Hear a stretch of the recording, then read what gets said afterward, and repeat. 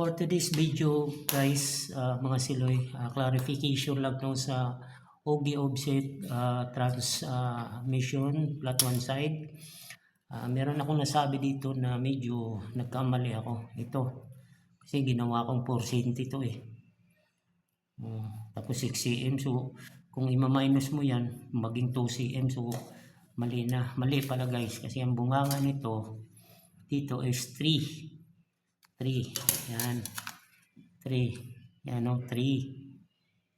So, pag inano mo yan, mali ito, 3 cm minus 6 cm. So, ito, 3 cm.